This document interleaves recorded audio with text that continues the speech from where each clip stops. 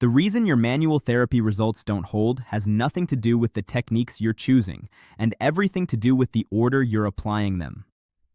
Research on post-manipulation neurophysiology shows a specific window, a brief period after a thrust where muscle spindle sensitivity drops and soft tissue is genuinely receptive. Most protocols close that window immediately. Most practitioners assume that choosing manipulation or mobilization is the clinical decision. It isn't. The sequence between them is. If you're applying manipulation before soft tissue preparation, or skipping that post-manipulation window entirely, your patients are getting 60% of the outcome this approach is capable of delivering. In this video, I'll walk you through the exact sequencing framework the evidence supports, and the specific transition timing most protocols never mention. And I'm saving the most counterintuitive piece for the end, because it's the step that almost everyone applies last, when the evidence says it should be first. I'm excited to share this clinical roadmap with you today, and there's something valuable in it for you at every step. Please enjoy it all the way to the end. Let's just start right there. That one sentence, it really captures everything we're going to talk about. We're not just looking at a stack of bones. We're talking about a sophisticated, dynamic, and honestly a true engineering marvel. So, welcome. In this explainer, we're going to dive deep into the world of spinal health. Specifically, we'll look at how different hands-on therapies aren't just separate treatments, but are actually part of one powerful, integrated system. All right, let's get into it. So here's our game plan. We'll kick things off by understanding the spine itself. Then we'll meet the specialist team of therapies. After that, we'll explore why they're so much better together, look at the recipe for putting them into action, and finally, wrap up with the real key to making relief last. Okay, first up, let's just take a moment to appreciate the incredible challenge your spine deals with every single day. It is a true balancing act. Think about this for a second. Your spine has to be this rigid, stable pillar to literally hold you upright against gravity. But at the same time, it needs to be flexible enough to let you bend, twist, and move in all directions.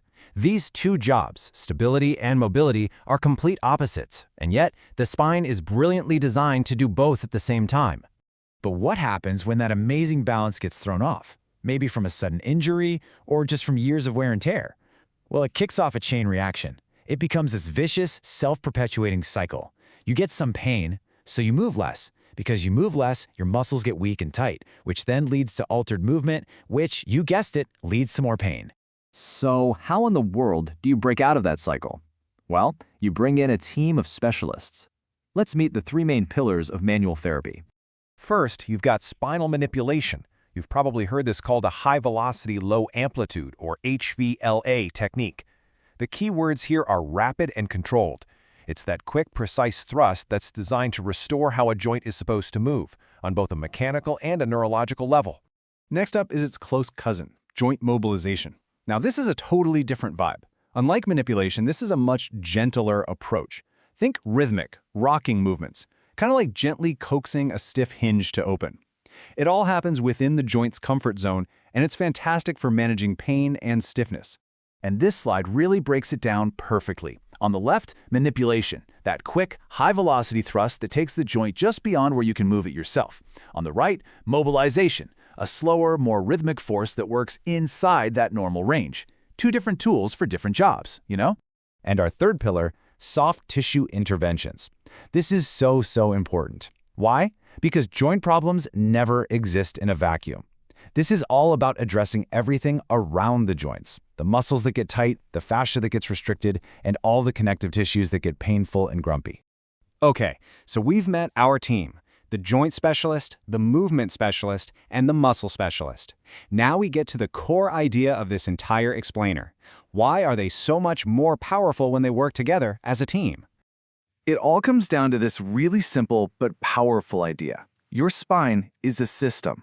The joint, the muscle, the fascia, the nerves, they're all talking to each other all the time. So a problem in one spot is going to create problems everywhere else. If you only treat one piece of that puzzle, you're just never going to get the full picture. Okay, that makes sense in theory, right? But what does this domino effect actually look like in a real person? Let's stop talking theory and break down a super common type of back pain. This is the perfect example. Look, it starts with step 1, a simple little joint sprain.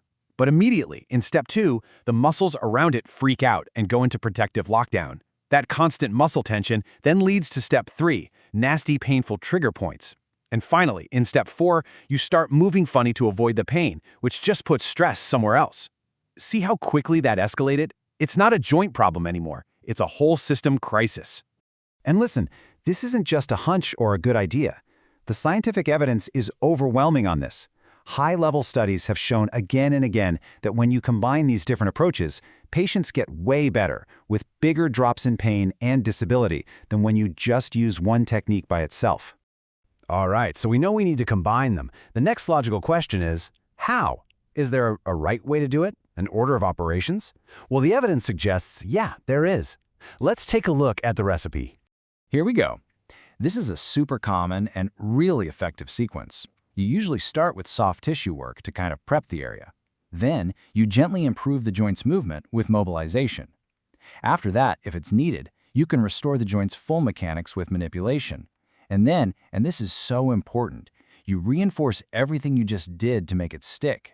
So why this order? It's all about setting the stage for success.